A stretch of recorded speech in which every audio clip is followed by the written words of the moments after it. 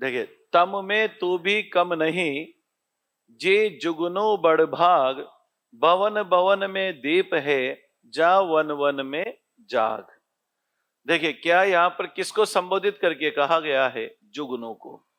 यहां किसको संबोधित करके कहा गया है? जुगनू को। क्या कहती है वह? जब रात्रि का अंधेरा छत है तो उसमें कौन चमकते हैं? जुगनू। अब जहां उर्मिला खड़ी है वहां जुगनू चमक रहे हैं, तो वो क्या कहती है? तम में भी तू कम नहीं है जी। अरे जुगनू, अंधेरे में अगर तू थोड़ा सा भी चमकता है तो तू कम नहीं है। तू जुगनू बड़भाग है। जुगनू तू बड़ा सौभाग्यशाली है। सौभाग्यशाली क्यों कहा गया? क्योंकि अंधेरे में तेरा चमकना भी कम नहीं है। जैसे अपन कहते हैं ना, डूबते को तिनके का सहारा। लेकिन वो क्या कहती है? भवन भवन में दीप है, कि यहां तो हर घर में क्या है? दीपक है। इसलिए तू यहां मत रहे, कहां चला जा? वन वन में जाग। अर्थात तू कहां चला जा? वन में जा, और वहां चमक, क्योंकि वन में दीपक नहीं है। तो बताओ, कहने का तात्पर्य क्या है? तू वहां चला जा जहां मेरे प्रियतम है, वहां जहां वो रह रहे होंगे। बताओ, वहां किसी प्रकार का दीपक नहीं होगा, इसलिए तू वहां चला जा। तम में तू भी कम नहीं, जी जुगनू बड़भाग, भवन भवन में दीप है, जा वन वन में जाग। हाय, वह सुहृदयता भी कीड़ा में है, कठोरता जड़िता, तड़प तड़प उड़ती है स्वजनी, घन आलिंगिता तड़िता। समझेगा? स्वजनी किसको संबोधित करती हुई कहती है उर्मिला? सखी से। बताओ, आकाश में क्या चमक रही है? बिजली। जब बिजली चमकती है तो उसकी कल्पना देखना कि बिजली चमकती है तो बताओ क्या होती है? आवाज होती है। ऐसा लगता है कि घन घन यानी बादलों ने, बताओ किसका आलिंगन कर रखा है? बिजली का। अर्थात बादलों ने बिजली का क्या कर रखा है? आलिंगन कर रखा है। और उस आलिंगन से, वो आलिंगन इतना मजबूत है कि मानो बिजली का चमकना ऐसा लग रहा है जैसे वो बिजली रूपी नायिका क्या हो रही है? तड़प रही है। तो हे सखी, घन आलिंगिता, अर्थात बादलों ने बिजली का आलिंगन कर रखा है, और वह आलिंगन इतना कठोर है, मानो वो क्या हो उड़ती है? तड़प उड़ती है। उसी प्रकार वो क्या कहती है कि हाय, वह सुहृदयता भी, मतलब प्रेम भी। और प्रेम में जो क्या है? क्रीड़ा है। जो प्रेम का जो आनंद है, जो खेल है प्रेम में विविध प्रकार के, बताओ उसमें भी कठोरता और जड़िता है। कहने का तात्पर्य क्या है? कि जो प्रेम का खेल है, उसमें जो नायक का आलिंगन है, बताओ वो भी कठोरता और जड़ता को देने वाला है। उसी प्रकार है जिस प्रकार बादलों ने, बताओ किसका आलिंगन कर रखा है? बिजली का। और उस आलिंगन के कारण वो तड़िता यानी बिजली क्या हो उड़ती है? तड़प उड़ती है। आगे देखते हैं। गाढ़ तिमिर को बाढ़ में डूब रही सब सृष्टि। बताओ, दिन का वर्णन हो रहा है कि रात का? रात का, अंधेरे का चल रहा है। गाढ़ तिमिर को बाढ़ में डूब रही सब सृष्टि, मानो चक्कर में पड़ी चकराती है दृष्टि। गाढ़ तिमिर को, बताओ गाढ़ा यानी घना अंधेरा, को के बाढ़ में, की बाढ़ में डूब रही सृष्टि। सृष्टि यानी सारा संसार। जो ये सारा संसार है, बताओ घने अंधेरे की बाढ़ में क्या हो रहा है? डूब रहा है। अर्थात चारों तरफ अंधेरे की बाढ़ आ रही है, और उसमें सारी सृष्टि क्या हो रही है? डूब रही है। मानो, ऐसा लग रहा है मानो चक्कर में पड़ी चकराती है दृष्टि। दृष्टि का जो ज्ञान है वह भी क्या हो गया है? भ्रमा गया है। अर्थात उसे अंधेरे में कुछ भी दिखाई नहीं दे रहा है। गाढ़ तिमिर को बाढ़ में डूब रही सब सृष्टि, मानो चक्कर में पड़ी चकराती है दृष्टि। अर्थात ये दृष्टि भी भ्रमित होकर क्या हो रही है? चक्कर। जैसे मान लो एकदम लाइट चली जाती है, अंधेरे में कुछ भी दिखाई नहीं देता, वैसे स्थिति।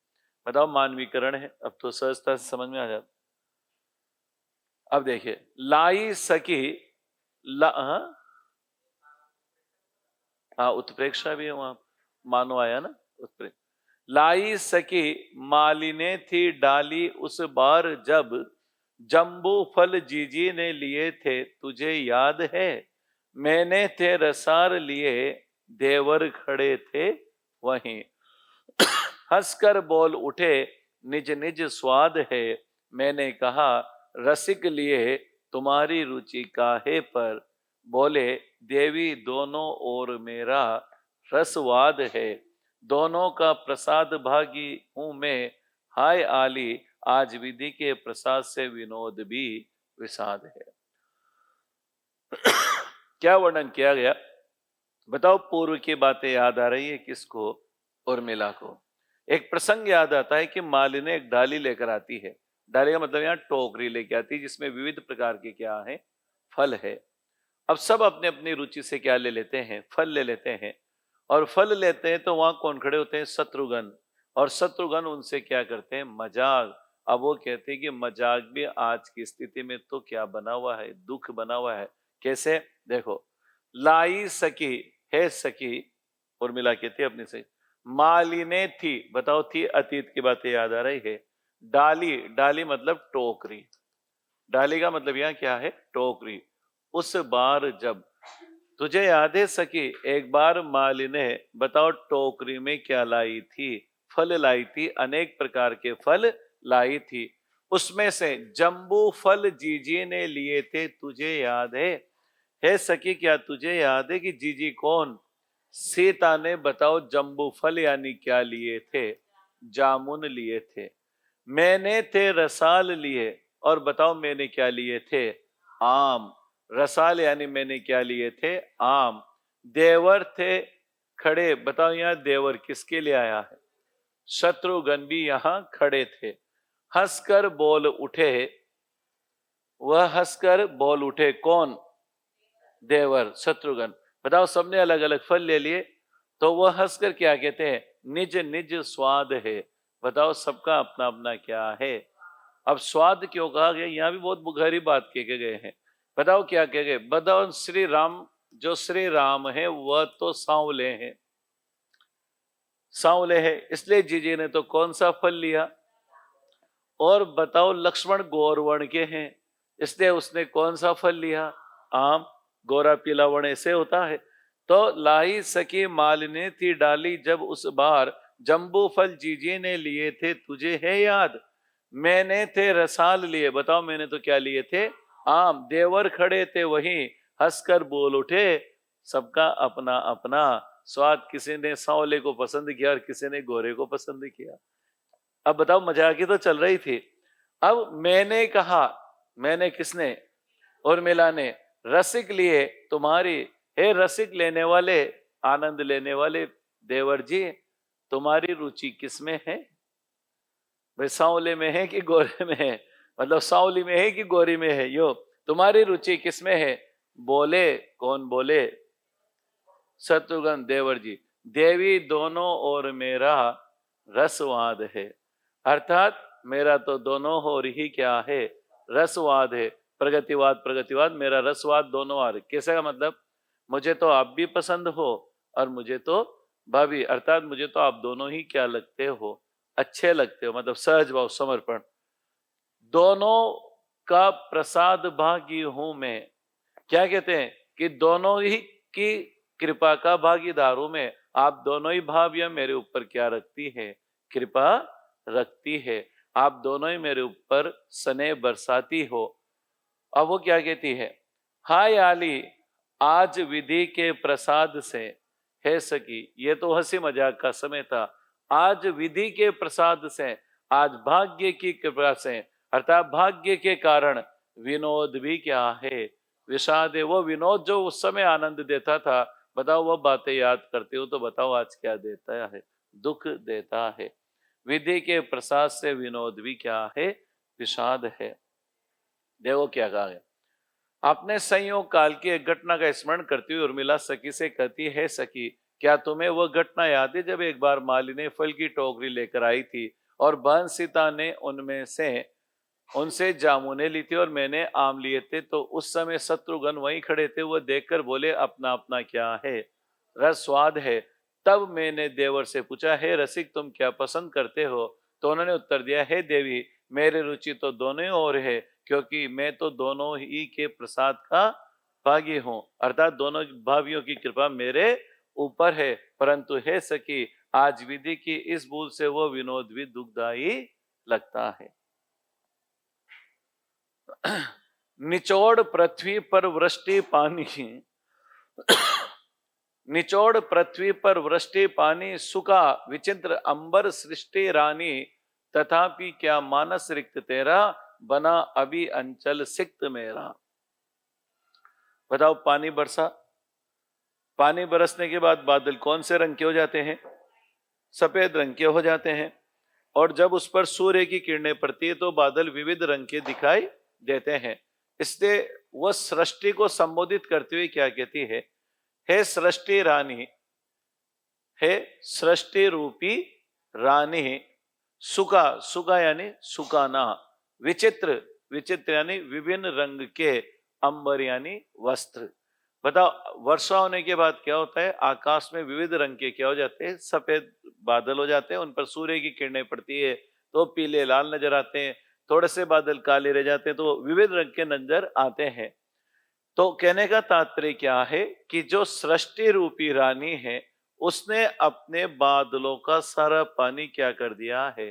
बरसा दिया है। अब वह खाली बादल जैसे कपड़ों को सुखाते हैं, वैसे मानो वह बादल सूख रहे हैं जो विविध वस्त्रों के समान प्रतीत हो रहे हैं। निचोड़ पृथ्वी पर वृष्टि पानी। बताओ, एक महिला कपड़े धोती है तो बताओ यूं निचोड़ देती है ना, निचोड़ कर फिर छत पर क्या कर देती है? सुखा देती है। उसी प्रकार उस सृष्टि रूपी रानी ने सारे बादलों को क्या कर दिया? निचोड़ दिया। अब बादल विविध रंग के हैं जो ऐसे लग रहे हैं मानो सृष्टि रूपी रानी उन वस्त्रों को, बादल रूपी वस्त्रों को क्या कर रही है? सुखा रही है। तथापि क्या मानस रिक्त है क्या तेरा? क्या फिर भी तेरा मन रूपी सरोवर खाली हो गया है? क्या अब तेरा मन रूपी सरोवर क्या हो गया है? खाली हो गया है। और हो भी गया हो तो कोई चिंता की बात नहीं है। बना अभी अंचल सिक्त मेरा, मेरा आंचल अभी भी आंसुओं से क्या है? युक्त है। सिक्त, बताओ यहां पर सिक्त दिया हुआ है नीला, इसको देखते हैं क्या कहती है। आंसुओं से भीगा हुआ है, यहां सिक्त का मतलब भीगा हुआ है। समझना, फिर मैं समझाता हूं, इसको सरल शब्दों में समझना। बताओ, वो सृष्टि रूपी रानी को संबोधित करती कहती कि हे रानी, तूने तो अपने सारे वस्त्रों को क्या कर लिया है? निचोड़ दिया है। तेरे बादल तो क्या हो गए हैं? खाली हो गए हैं। अब ऐसा लगता है कि तेरा मन रूपी आंचल क्या है, मतलब यूं कहा जाए तेरा सरोवर तो क्या हो गया? खाली, मतलब बादल खाली हो गए। फिर भी तू चिंता मत कर, अभी मेरा आंचल भरा हुआ है। क्यों? क्योंकि मैं रो रही हूं और मैं लगातार रोती रहूंगी तो 4 महीने बरसेगी और चली जाएगी, लेकिन मुझे तो 14 बरस का वनवास वियोग भोगना है। इसलिए मेरा आंचल तो हमेशा गीला है, मैं इसे क्या करती रहूंगी? निचोड़ती रहूंगी, जिससे इस सृष्टि के सारे सरोवर हमेशा क्या होते रहेंगे? बढ़ते रहे। कुल मिलाकर वो कहना चाहती है, बादल तू तो बरस कर चला गया, मेरा आंचल हमेशा क्या रहेगा? भीगा हुआ रहेगा। और इस बात से वो क्या प्रकट करना चाहती है? अपने विरह को प्रकट करना चाहती है। देखो, वृष्टि पानी यानी वर्षा का, विचित्र अंबर रंग बिरंगा आकाश और रिंग बिरंगे वस्त्र। तो बताओ, दो अर्थ तो निकल जाएंगे। सृष्टि रानी, सृष्टि रूपी रानी, मानस यानी मानसरोवर और हृदय सिक्त नीला यानी भीगा हुआ। चौमासा ही चल रहा है, बरसात। सकी छिन्न धूप और छिन्न छाया, सकी छिन्न धूप और छिन्न छाया, ये सब चौमासे की माया। गया श्वास फिर यदि आया, तो सजीव है कृष्ण भी काया। हमने उसको रोक न पाया, तो निज दर्शन योग गमाया। ले लो देव जहां जो लाया, ये सब चौमासे की माया। चौमासा वर्षा ऋतु। अब देखें, सखी, है सखी, छिन्न धूप और छिन्न, चौमासे में क्या होता है? कभी बादल छाते और कभी नहीं छाते। क्षण भर में क्या है? छाया है, तो क्षण भर में क्या है? धूप है। ये सब चौमासे की, ये सब चौमासे की माया है, प्रभाव है, जादूगरी है। गया श्वास फिर यदि आया, बताओ, श्वास बाहर निकला, विराणी का श्वास बाहर निकला और वो वापस लौट आया, तो बताओ जिंदा है। और बाहर परमानेंट ही निकल जाए तो फिर 100 साल पूरे हैं। ठीक है। सखी छिन धूप छिन माया, ये सब चौमासे की माया। गया श्वास फिर यदि आया, गया हुआ श्वास यदि फिर आया, तो सजीव है कृष काया। कृष यानी ये कमजोर शरीर। बताओ, कमजोर शरीर, वीरा में तो कमजोरी कहेंगे, हृष्ट। तो जो श्वास एक बार निकल गया, अगर वो वापस आ गया, बताओ जिससे क्या होता है, धूप और छाया चलती रहती है। उसी प्रकार मेरा श्वास एक बार निकल गया और अगर वह वापस आ गया, तो बताओ ये कृष काया, ये पतली दुबली कमजोर काया भी क्या है, सजीव है। और अगर हम उस श्वास के आवागमन को देखना, हमने उसको रोक न पाया, तो निज दर्शन योग गमाया। अगर जो गया उसे हम वापस लाए नहीं, मतलब गए हुए चीजों को वापस आने से, कहने का तात्पर्य है जो श्वास गई और जो श्वास आई, ये स्थिति है। अगर हम इसको गंवा दे अवसर को, मतलब या तो बाहर ही निकल गए, अब निकल जाएगी तो बताओ जीवन समाप्त हो जाएगा। और जीवन समाप्त हो गया तो निज दर्शन योग गमाया। तो बताओ फिर हम प्रियतम से मिलन का योग जो अवसर आएगा उसे हम क्या कर देंगे, गंवा देंगे। कहने का तात्पर्य है जो ये सांसें आने और जाने का जो क्रम चल रहा है, इसे अगर हमने बनाकर नहीं रखा, तो बताओ प्रियतम से संयोग का अवसर हम क्या कर देंगे, खो देंगे, गमा देंगे। ले लो देव जहां जो लाया, हे भाग्य। देव एक मात्रा लगी हो तो देवता होता है, और 2 मात्रा लगी हो तो भाग्य होता है। इसलिए हे देव, हे भाग्य, जो कुछ लाया है, भाग्य जो कुछ लाया है, उसे क्या कर लो, स्वीकार कर लो। ये सब चौमासे की माया है। देखो क्या कहा गया, हे सखी, चौमासे की भी कैसी विचित्र माया है। कभी एक क्षण में धूप निकलती और फिर तुरंत ही क्या हो जाती है, छाया। मेरा गया श्वास पुनः आ जाए, मतलब श्वास प्रक्रिया क्या होती रहे, चलती रहे, तो मेरी यह कृष काया भी क्या रहे, सजीव। कृष मतलब पतला दुबला सब। यदि हम अपने श्वास को रोक न सके, तो उसके साथ ही हमें अपने प्रियतम के दर्शन के स्व अवसर को भी क्या करना पड़ेगा। इसलिए अच्छा यही है कि जो कुछ भाग्य लाया है उसे क्या कर लेना चाहिए, स्वीकार। क्षण क्षण में पलटने वाला यह रूप वर्षा काल की क्या है, चौमासे की माया है। अब देखें, चौमासा आता है तो बताओ हर जगह घास फूस हो जाते हैं, झाड़ियां हो जाती है। अब वहां भी क्या है, उस उद्यान के मार्ग में जगह जगह क्या उगाए हैं, घास फूस।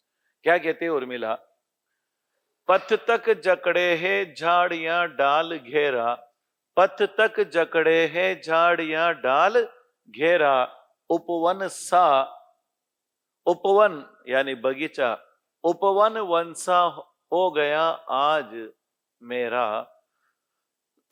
प्रियतम वचारी गेह में भी रहेंगे, कह सकी मुझसे वे लौट के क्या कहें। वह कहती है सखी से, सुलक्षणा से, कि ये जो उद्यान है ये मेरे प्रियतम को बहुत प्यारा है। ये जो उद्यान है वो क्या है, बहुत प्यारा है। और आज तो इस उद्यान की हालत देख कैसी हो गई है, पथ तक जकड़े हैं। और जगह की तो बात छोड़, बताओ मार्ग जो है वह भी झाड़ियों ने क्या कर लिया, घेर कर जकड़ लिया है, जगह भी बहुत छोटी रह गई।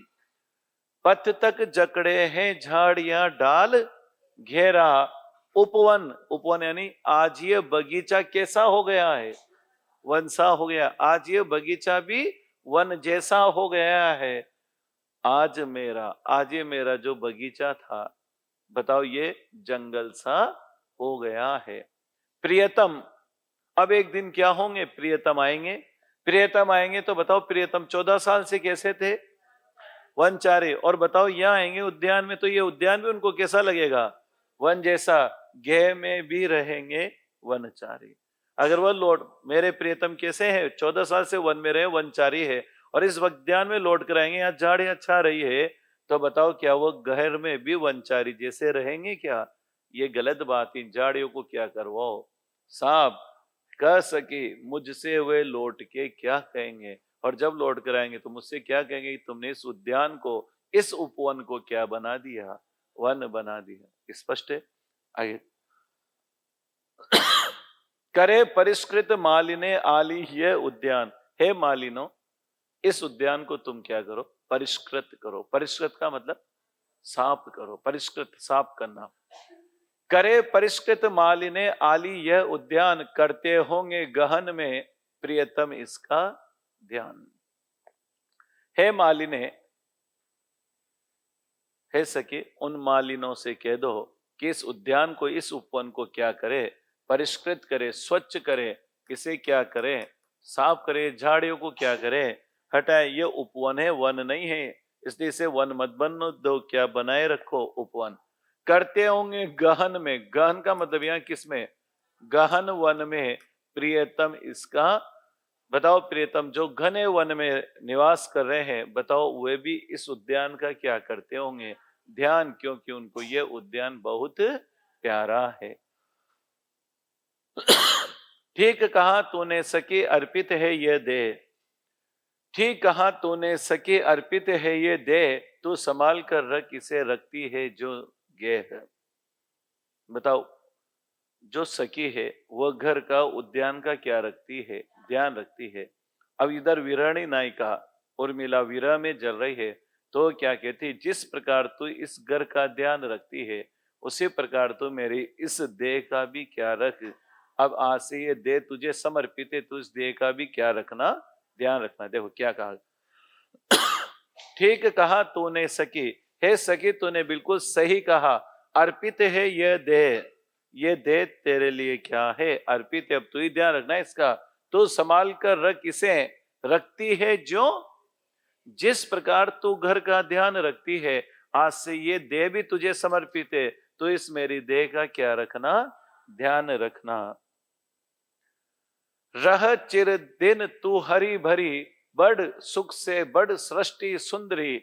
शुद्ध प्रियतम की मिले मुझे, फल जन जीवन दान तुझे। बताओ किसको संबोधित किया? उर्मिला किसको संबोधित कर रही है? पढ़ो इसको चारों पंक्ति।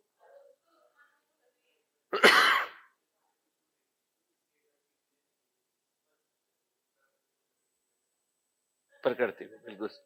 सृष्टि सुंदरी को, सृष्टि रूपी सुंदरी को क्या कर रही है? देखो कैसे। रह रहे चिर दिन, यानी लंबे समय तक, तू हरी भरी।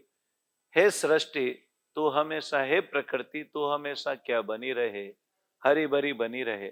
बढ़, और तू अपने इस हरे भरे सौंदर्य को और क्या कर? बढ़ा। सुख से बड़ा, आनंद से बड़ा। सृष्टि सुंदरी, हे सृष्टि रूपी सुंदरी, तू अपने इस हरे भरेपन को और क्या कर? बड़ा, और तेरा यह हरा भरा यौवन हमेशा क्या रहे? बना रहे। शुद्ध प्रियतम की मिले मुझे। अब जैसे मैं इस प्रकृति की हरियाली को देखूंगी, सौंदर्य को देखूंगी, तो बताओ मेरा विरह बढ़ेगा, और विरह बढ़ेगा तो बताओ मुझे किसकी याद आएगी? प्रियतम की। शुद्ध प्रियतम की मुझे मिले। और जैसे सौंदर्य देखूंगी तो बताओ मुझे प्रियतम की क्या आएगी? याद।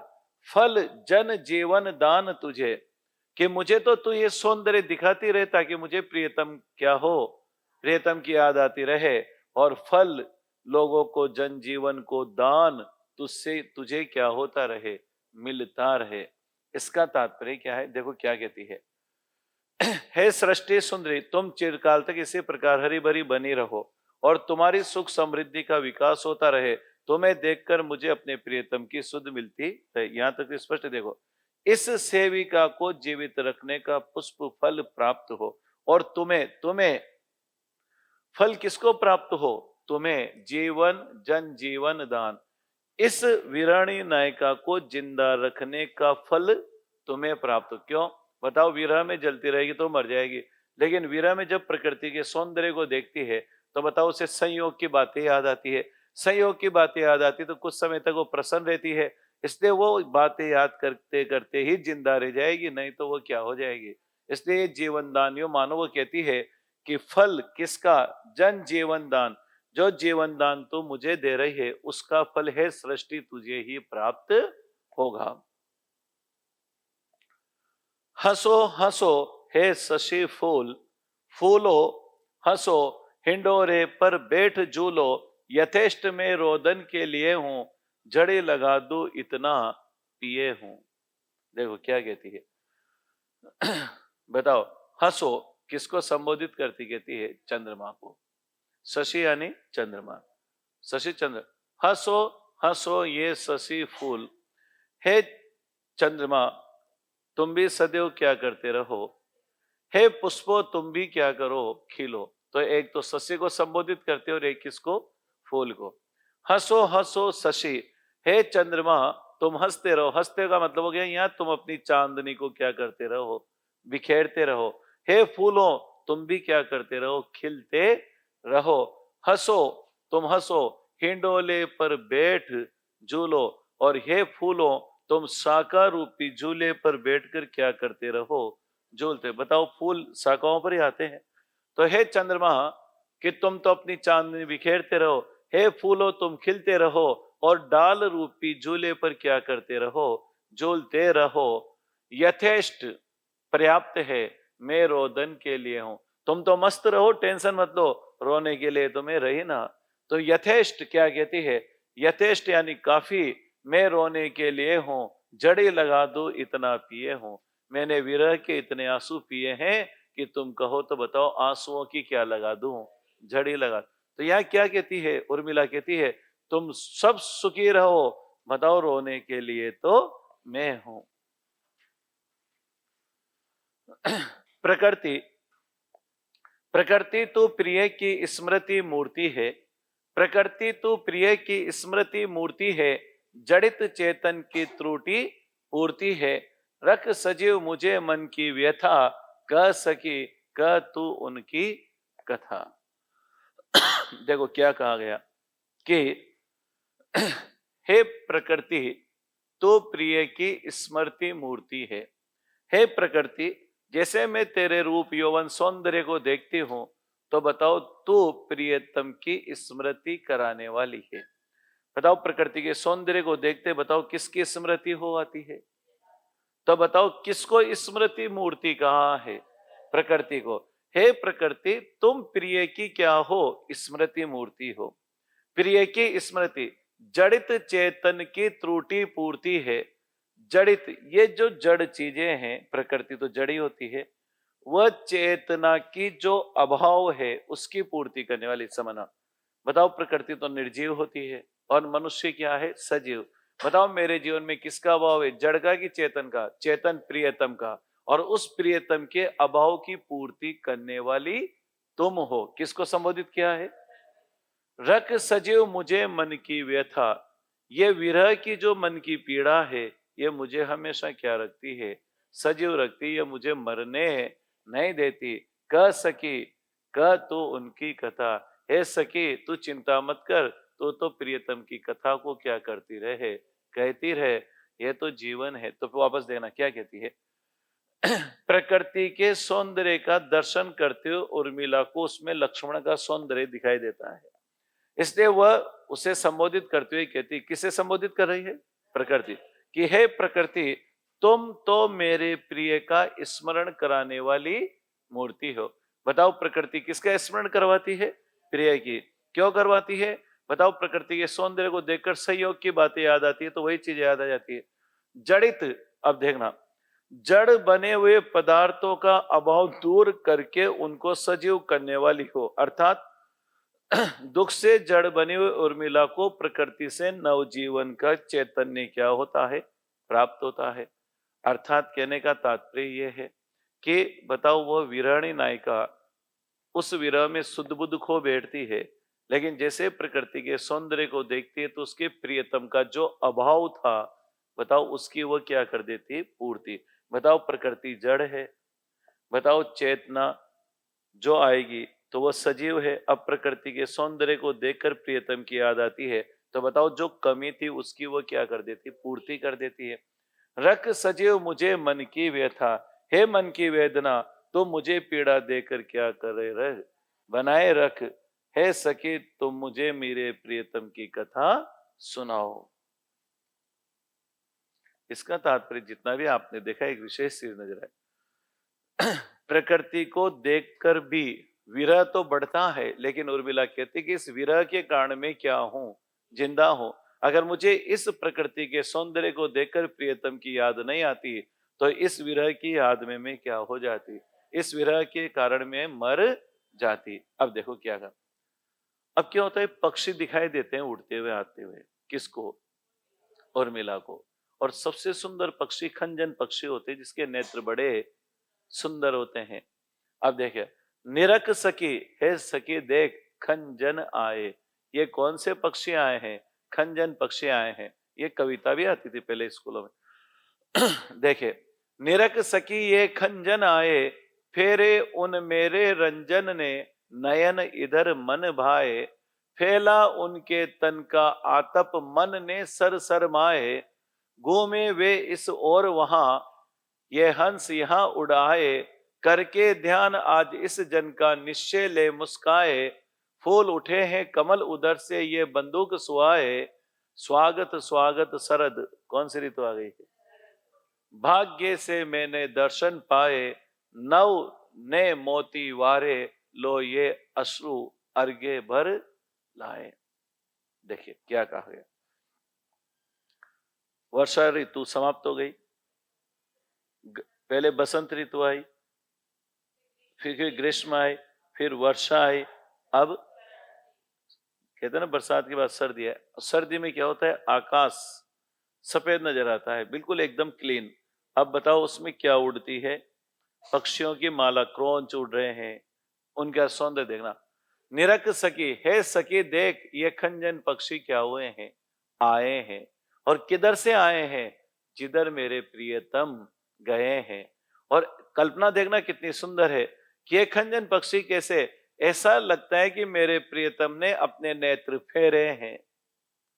फेरे मतलब प्रियतम ने आज जिधर मैं हूं उधर क्या किया होगा, देखा होगा। ये वह उनका देखना ऐसा है मानो खंजन पक्षी इधर आए। ये स्टाइल है इसमें सर, एक ही है। वैसे तो दोनों ही, प्रीतम शब्द भी सही है और प्रियतम भी सही है, लेकिन ज्यादा बढ़िया बोलोगे तो प्रियतम ज्यादा स्पष्ट। निरख सकी ये खंजन आए, हे सखी देख ये कौन से पक्षी आए हैं, खंजन पक्षी जिनके नेत्र बड़े सुंदर होते हैं। फेरे उन मेरे रंजन ने, नयन इधर मन भाए। ऐसा लगता है कि फेरे उन मेरे कौन ने, रंजन मेरे हृदय का मनोरंजन आनंदित करने वाले ने, नयन इधर मन भाए। ऐसा लगता है कि मेरे प्रियतम ने आज मेरी तरफ क्या फेरे हैं, नयन फेरे हैं। और एक खंजन पक्षी इधर लौटकर, मतलब खंजन पक्षी इधर आए हैं। ये इसलिए आए हैं क्योंकि मेरे प्रियतम ने आज नयन इधर फेरे हैं, जो मेरे मन को बड़े अच्छे लग रहे हैं। पहली लाइन है ना। अब देखो दूसरा, फैला उनके तन का आतप। अब बताओ, सर्दी में जो सूर्य की चमक होती है, जो ताप होता है, बताओ वो दुख देने वाला होता है कि सुख देने वाला, सुख देने वाला। अब देखना, फैला उनके तन का आतप। ऐसा लग रहा है कि उनके शरीर के तन का जो आतप है, ताप है, अर्थात जो चमक है, जो सौंदर्य है, जो सौंदर्य है, मन ने सर सरमा है। ऐसा लगता है मन यानी हृदय में सर सरोवर, सरमाया यानी डूबना। वैसे सरमाया पूंजी होती है विशाल। अब यहां पर देखिए, इसमें तो कहीं अर्थ नहीं है। देखो, फैला उनके तन का आतप, अर्थात जो इस शरद ऋतु में चारों तरफ सूर्य की चमक फैल रही है, ये चमक सूर्य की चमक न होकर मानो उनके तन की क्या है, चमक है। और वो वैसे ही मेरे हृदय को आनंद दे रही है, जैसे सरोवर का बंद करना है, बंद फैला है, ठीक है। अब देखो, सरोवर में ये हंस यहां उड़ छाए, घूमे इस ओर वहां। बताओ, पहले तो प्रियतम ने क्या घुमाई थी, आंखें, तो बताओ क्या उड़कर आए, है ना। अब कौन घूम गए, वह खुद ही घूम गए। घूमे वे इस और वहां, बताओ वो जंगल में इस और हमारे अयोध्या की ओर क्या हो गए, घूम गए, इसलिए ये हंस यहां उड़ आए। तो बताओ वो किसके समान सुंदर है, हंस के समान। दोनों लाइन हो गई यहां तक। अब तीसरा देखना, करके ध्यान इस जन का निश्चय, आज इस जन का किसका, आज लक्ष्मण ने निश्चित है मुझे क्या किया होगा, याद करके ध्यान आज इस जन का निश्चय ही वे क्या किए होंगे। आज मेरा इस जन का, उर्मिला कहती है आज इस जन का यानी इस उर्मिला का स्मरण करके उनके होठों पर क्या आई होगी, मुस्कान, इसलिए फूल उठे हैं कमल। इसलिए बताओ आज इस सरोवर में कमल क्या हो गए हैं, खिल गए हैं। उधर से ये बंदूक सुआ है, और उधर से बंदूक क्या होते हैं, तो ध्यान रखना, एक प्रकार का लाल फूल जिसकी तुलना होठों से है। तो बताओ मुस्कुराते किससे हैं, होठों से। और ये बंदूक एक, क्या बंदूक नहीं, बंदूक नाम का एक फूल होता है जो इसकी तुलना किससे की जाती है। तो बताओ उनके मुस्कुराने से, बताओ ये कमल क्या हो गए हैं, ये बंदूक बताओ लालिमा से युक्त हो गए हैं। बताओ उन्होंने नैन फेरे, तो बताओ खंजन पक्षी आए। उनके शरीर का ताप था, शीतलता थी, बताओ वो इधर और घूमे, तो बताओ कौन आए। बताओ वो मुस्कुराए तो कमल और बंदूक क्या हो गए, खिल गए। स्वागत स्वागत, स्वागत है शरद ऋतु, है शरद ऋतु क्या है, भाग्य से मैंने दर्शन पाए, भाग्य से मैंने क्या किए, दर्शन पाए। नव ने मोती वारे, लो ये अश्रु अर्घ्य भर लाए। अब देखो, जो शीतकाल आता है तो प्रातः काल तो बताओ ओस की बूंदे होती है, लेकिन मेरे पास देने के लिए कुछ नहीं है। मैं तो तुम्हारे स्वागत में बताओ आंसू रूपी मोती क्या कर रही हूं, वार रही हूं। अर्घ्य देना, अर्घ्य होता है ना, भगवान को चढ़ाते हैं। अब एक बार इसको देखना क्या है। वर्षा की समाप्ति के बाद वर्ष शरद ऋतु का क्या हो गया है, प्रारंभ। षड ऋतु वर्णन है इसमें। उर्मिला कहती है कि हे सखी देखो ये खंजन पक्षी आए हैं, मुझे ऐसा लगता है कि इन खंजनों के रूप में उन्होंने मन को भाने वाले अपने सुंदर नेत्र इधर की ओर क्या किए हैं, फेरे हैं। बताओ ये तो हो गया। हे सखी यह फैली हुई धूप उनके शरीर का आतप यानी सौंदर्य प्रतीत होता है, और उनके सरस मन ने समस्त तालाबों को क्या दी है, सरसता दी है। बताओ उनके मन की तुलना किससे की गई, मन सर, मन यानी मन रूपी सरोवर। वन में स्थित वह इस अयोध्या की ओर अवश्य घूमे होंगे, तभी तो उनकी सुंदर गति के प्रतीक यह हंस उड़कर यहाँ आ गए हैं। यहां तक हो गया। आज वह अवश्य इस दासी का स्मरण करके मुस्कुराए हैं, तभी तो कमल खिल उठे हैं, और उनके सुंदर अधरों की भांति ये बंदूक लाल पुष्प शोभायमान हो रहे हैं। हो गया यहां तक। हे सुंदर शरद ऋतु तुम आओ, मैं बार बार तुम्हारा क्या करती हूँ, स्वागत करती हूँ। लाइन याद रखना। फूल उठे हैं कमल उधर से बंदूक सुहाए, स्वागत स्वागत शरद। बताओ किसका स्वागत कर रही है। अगर ये लाइन आ जाएगी तो 90% लक्ष्मण लिखेंगे यहाँ।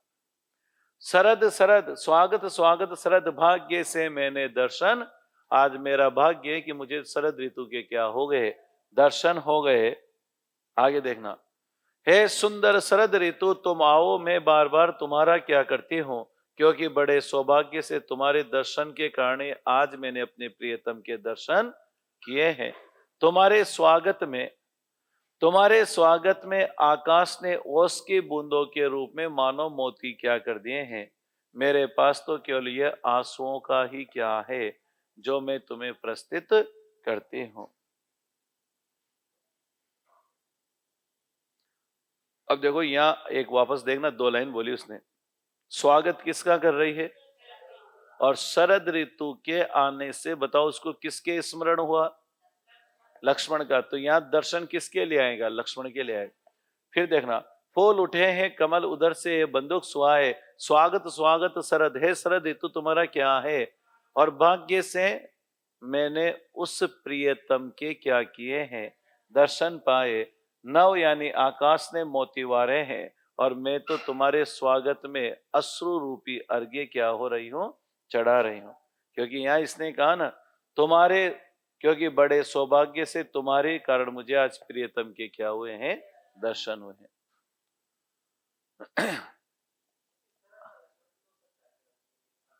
अन्य अर्थ निकालो तो फिर, लेकिन वो क्या है, वर्णन शरद ऋतु का है। शरद ऋतु आने पर जो क्रियाकलाप हो रहे हैं, उसे ऐसा लगता है कि ये शरद ऋतु जैसे आए तो जो भी पशु पक्षी तालाब उसे दिख रहे हैं, उसे ऐसा लगता है कि मेरे प्रियतम ने मुझे क्या किया है, याद किया है। तो बताओ,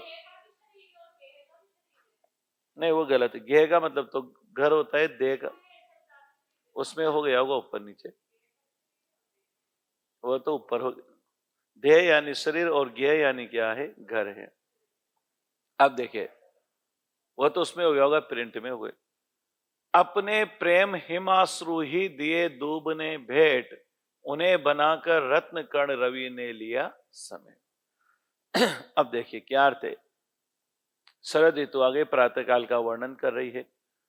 अपने प्रेम हिमाश्रु ही दिए दूब ने भेंट। बताओ दूब होती है, बताओ ओस के कण किस पर जमते हैं, दूब पर जमते हैं। बताओ शरद ऋतु के आगमन कर दूब ने बताओ क्या दिए हैं, अपने प्रेम हिमाश्रु। हिमाश्रु का मतलब ओस की बूंदें। अब समझना कैसे है, बताओ यहां बूंद या दूब, दूब स्त्रीलिंग है, वह वियोग में जल रही है।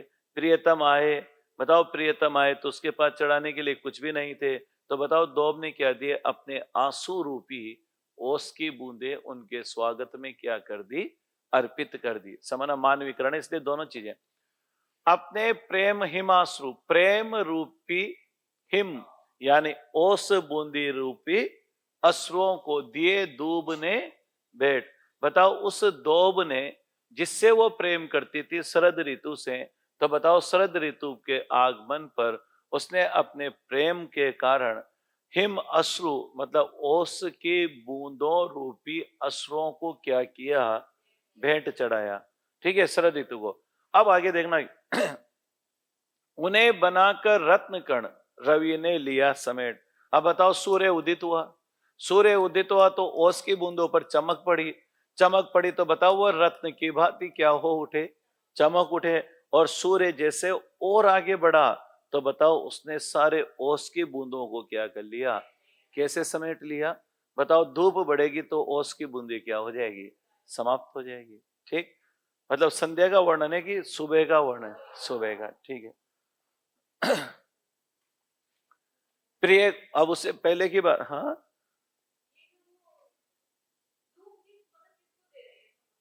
देखो क्या है, कवि की कल्पना है। कवि की कल्पना कैसे, शरद ऋतु आ गई, बताओ ये नीचे हरी हरी क्या छाई हुई है, घास छाई हुई है, ठीक है ना। बताओ शीतकालीन में इस घास पर क्या पड़ जाती है, ओस की बूंदे। अब कौन सी ऋतु में हुई है, शरद ऋतु में आई। जब शरद ऋतु आती है तो मानो ये दोब अपने प्रेम किससे कर रही है, शरद ऋतु से। बताओ ये दोब अपने प्रेम में किससे प्रेम से, शरद ऋतु के प्रेम से। हिम यानी ओस बूंदी रूपी अश्रुओं को बताओ शरद ऋतु तो क्या दे रही है, भेंट दे रही है। फिर उसने भेंट दी, अब उसको समेट कर कौन ले गया, बताओ क्या उदित हुआ, सूर्य। सूर्य उदित हुआ तो बताओ ये ओस की बूंदे किसके समान चमकने लगी, रत्नों के समान। और जैसे सूर्य और ऊपर आया तो बताओ वो सूर्य के ताप से बताओ वो उसकी बूंदे क्या हो गई। कवि की कल्पना है कि मानो सूर्य ने अपनी किरणों रूपी हाथों से उन मोतियों को क्या कर लिया, समेट लिया। ये है, तो बताओ यहां भी रूपक भी है और मानवीकरण भी है। प्रिय को था मैंने दिया पद्महार उपहार, उसे याद आता है किसको, उर्मिला को। उर्मिला को याद आता है कि मैंने एक बार अपने प्रियतम को कमल के फूलों से बने हुए हार का क्या दिया था, उपहार दिया था। ठीक है, क्या कहा, प्रिय को, प्रिय को था मैंने दिया पद्महार उपहार, बोले आभारी हुआ पाकर यह पद्महार। क्या कहा, क्या पहनाया, हार, माला। अब उसने तो कहा पद्महार पहनाया, लक्ष्मण ने मजाक में क्या कहा, पदभार। मजाक करते हैं ना, जैसे भाई तूने तो हार पहना दिया आज से, लेकिन आज से तेरा भार भी मेरे ऊपर है। समझ गए मेरी बात? ठीक है ना, तूने माला नहीं पहना, ये पद्म भार जिम्मेदारी। ठीक है। भाग्य नहीं, निर्वाह। एक बार अपने पति को मैंने कमलों की माला भेंट की, और तुम जानती हो सुलक्षणा आया ना कि कमल की तुलना चरण से भी की जाती है।